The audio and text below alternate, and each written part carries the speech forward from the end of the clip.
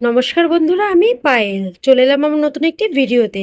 তো আজকের দিনটি ছিল খুব স্পেশাল। আজকে তোমাদের দাদা ভাইয়ের বার্থডে। তো অনেক দিন ধরে কোনো ভিডিও দেওয়া হচ্ছিল না, তাই আজকে নিয়ে চলে এলাম বার্থডে ভিডিও।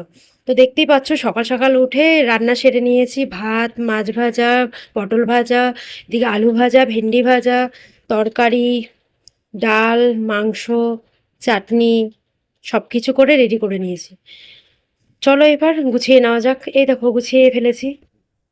দেখো তোমাদের কেমন লাগছে গোছানোটা, কমেন্ট করে জানিও। বার্থডে বয় বসে পড়েছে খেতে। আমি জিজ্ঞাসা করে নিচ্ছিলাম যে সাজানোটা কেমন হয়েছে। দেখো তারপর ওর রিয়াকশন কি ছিল।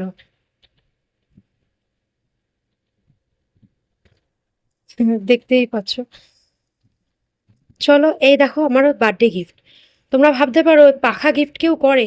হ্যাঁ, আমি করেছি। কারণ কি, আমার হাজবেন্ড সোনার কাজ যেহেতু করে, সেখানে বড় পাখা চলে না। ওর পাখাটা অনেকদিন ধরেই খারাপ ছিল, তাই আমি একটা ছোট পাখা গিফট করলাম ওকে। রাত্রিবেলায় ঘরটাকে কিভাবে সাজিয়েছি দেখো। কেমন হয়েছে সাজানো তোমরা কমেন্ট করে কিন্তু জানাতে ভুলো না। লাইটটা অফ করাতে কতটা সুন্দর লাগছে দেখো। বেলুনগুলো সব আমি একা হাতে নিজে করেছি। বেলুনগুলো আমাদের বাড়ির সবাই মিলে ফুলিয়েছে আর আমি সাজিয়েছি। দেখো আমার হাজবেন্ড পোজ দিচ্ছে, যে আমাদের বাড়ির সব থেকে ছোট সদস্য। দেখো কেক কাটার সময় এদিকে ছেলে বসে পড়েছে, ওদিকে আমার একটা বোন, আর এদিকে আমাদের ছোট সদস্য। দেখো কেক কাটা নিয়েও এদের ঝামেলা শুরু।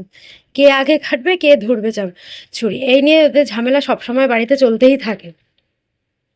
দেখো কে খাবে এটা নিয়েও চলছে, যে কে আগে খাবে।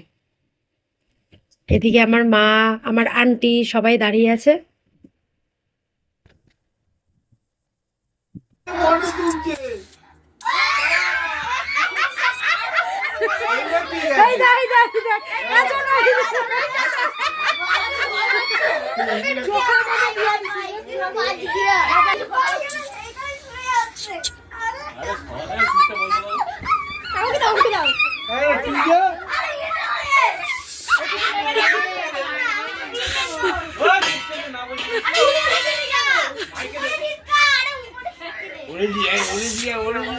চোখে দিস না, চোখে তো দিদা, দিদার চোখে গেছে।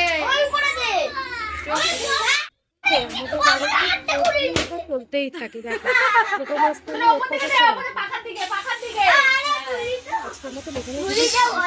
শেষ। কি ভিডিও লাইক করে কমেন্ট করে দিও।